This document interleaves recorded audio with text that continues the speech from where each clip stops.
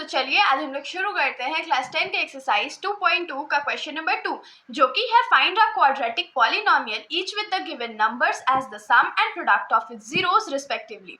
तो इस क्वेश्चन में हम लोग को क्या बोला गया है कि हम लोग को एक क्वाड्रेटिक पॉलिनोमियल फाइंड करना है। नीचे जो दिए गए नंबर्स है उनमें से पहला वाला जो है वो हमारा सम ऑफ जीरोस है और दूसरा वाला जो है वो प्रोडक्ट ऑफ जीरोस है। तो इसके अंदर हमारा पहला क्वेश्चन क्या है, 1/4 -1, मतलब कि इसमें जो हमारा 1/4 है वो है सम ऑफ जीरो, जिसको हम लोग लिखते हैं अल्फा प्लस बीटा क्या है 1/4, और प्रोडक्ट ऑफ जीरोस क्या होता है तो अल्फा इंटू बीटा या अल्फा बीटा जिसको बोलते हैं तो वो कितना है -1। अब आप लोग को हमेशा क्या याद रखना है कि एक जनरल फॉर्मूला होता है क्वाड्रेटिक पॉलिनोमियल फाइंड करने के लिए, अगर हम लोग को उसका जीरोस का सम और प्रोडक्ट पता हो तो हम लोग जानते हैं we know that general form of equation क्या होता है तो X square minus sum of zeros मतलब alpha beta into X plus alpha into beta, जिसको हम लोग अल्फा बीटा पढ़ते हैं, वो हमारा जनरल फॉर्म है। अब देखिए हमारे पास अल्फा प्लस बीटा का भी वैल्यू है और अल्फा बीटा का भी वैल्यू है, तो हम लोग इसको सिंपली सॉल्व कर लेते हैं। तो ये क्या हो जाएगा x square minus alpha plus beta की जगह क्या पुट होगा 1/4 into X plus alpha beta है तो अल्फा बीटा की जगह क्या पुट करेंगे -1 इज इक्वल्स टू 0।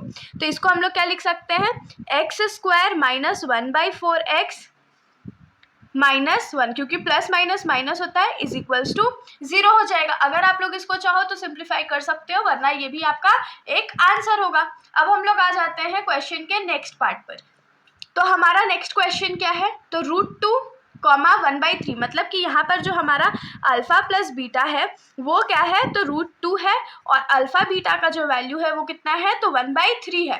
तो अल्फा प्लस बीटा का वैल्यू है, तो हम लोग का जो जनरल फॉर्मूला है वो क्या है, जनरल फॉर्म लिख लेते हैं इसको। तो ये क्या है X square minus alpha plus beta into X plus alpha beta is equals to 0।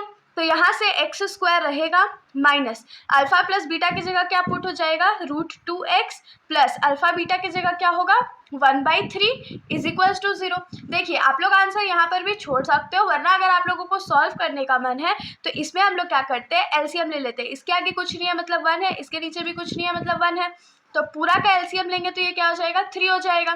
तो 1 के टेबल में 3 कितने टाइम्स में आता है तो 3 टाइम्स में आता है, तो ये क्या हो जाएगा 3x² माइनस 1 के टेबल में 3 कितने बार में आता है तो 3 टाइम्स में आता है, तो 3 इंटू √2 क्या होगा 3√2x प्लस 3 के टेबल में 3 कितने टाइम्स में आता है 1 टाइम्स में आता है, तो 1 1 1 इज इक्वल्स टू 0 हो गया।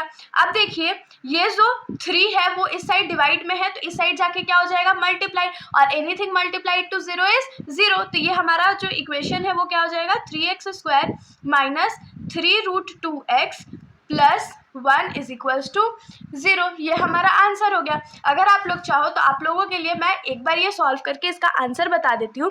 इसमें भी हम लोग सेम एलसीएम लेंगे, तो ये हमारा 4x² हो जाएगा माइनस ये x हो जाएगा -4 इज इक्वल्स टू 0 हो गया। तो अगर इसको अरेंज हम लोग कर ले तो ये क्या हो जाएगा 4x² minus x -4 is equals to 0। ये आपका रिक्वायर्ड इक्वेशन होगा।